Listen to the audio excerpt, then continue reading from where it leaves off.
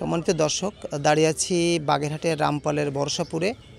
আমরা জানি যে ভোর রাতে যে কোনো একটি কোম্পানির কিছু চোরাই মাল নিয়ে যাচ্ছিল খুলনার উদ্দেশ্যে, এবং প্রতিমধ্যে রামপালের ভরসাপুর নামক স্থানে এলাকাবাসী এটা গতিরোধ করার পরে তারা নিজেরাই এটা আটক করে। এরপরে পুলিশকে খবর দিলে পুলিশ এসে এটিকে আটক করে।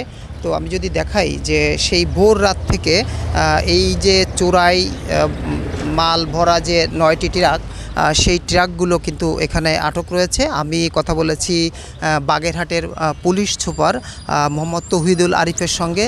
তিনি জানিয়েছেন আসলে আমরা খবর পেয়ে ঘটনাস্থলে যাওয়ার পরে এখানে সেগুলো এখন আটক করি। আটক করার পরে সেগুলো থানায় নিয়ে যাওয়ার জন্য সেগুলো প্রস্তুতি নেওয়া হচ্ছে। কিন্তু প্রতিমধ্যে এখানে যারা এই ট্রাকের ড্রাইভার এবং হেল্পার যারা ছিল তারা কিন্তু পালিয়ে গেছে।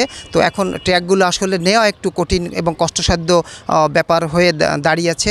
তো এটা কোন কোম্পানির এবং কারা নিয়ে যাচ্ছিল সেটা কিন্তু আসলে জানা যায়নি। তবে আমরা এখানে এসে জানতে পেরেছি যে স্থানীয় একটি রাজনৈতিক দল, আমরা পুরোপুরি নিশ্চিত হয়নি, এই জন্য নাম বলতে পারছি না। তো তারা এখানে এই যে গাড়ি আটক করে কিছু টাকাও তারা নিয়েছিল, চাঁদা নিয়েছিল। পরে আরেকটি গ্রুপ আসে কিন্তু এটা আটকিয়ে দেয়। তো আসলে এই বিষয়টা আমরা জেনেছি, কিন্তু এর সত্যটা কতটুকু সেটা আমরা কিন্তু এখনও ঠিক বলতে পারবো না। শুধু তাই নয়, কোন কোম্পানির কি মালামাল সেগুলো কিন্তু এখনও পুরোপুরি জানা যাচ্ছে না।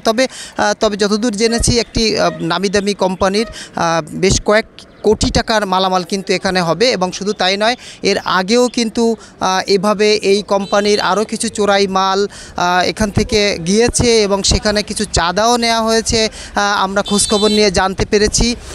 তবে এই যে শুধু এখানে নয়, রামপালের যে তাপবিদ্যুৎ কেন্দ্রের পিছন থেকে অনেক সময় বিভিন্ন মালামাল সরিয়ে রাতের আধারে দিনেও কিন্তু আসলে নিয়ে যায়। কিন্তু এ ব্যাপারে আমরা প্রশাসনের তেমন তৎপরতা লক্ষ্য করিনি।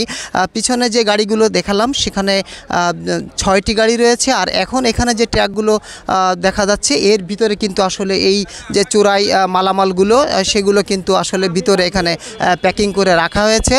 তো এখানে শুধু গাড়িগুলোই দাঁড়িয়ে আছে, কিন্তু এখানের হেল্পার বা এই ট্রাকের যে চালক তারা কিন্তু কেউ আসলে এখানে নাই, সবাই পালিয়েছে বলে আমরা জানছি।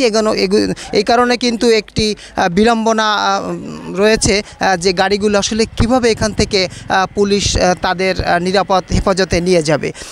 তো এই ছিল মোটামুটি আপনার বাগেরহাটের রামপালের যে বরসাপুর থেকে যে ট্রাকে করে চোরাই যে মালামাল নিয়ে যাচ্ছিল সেই খবর। এরপরে আপডেট থাকলে আমরা সেটা দর্শকদের জানাবো।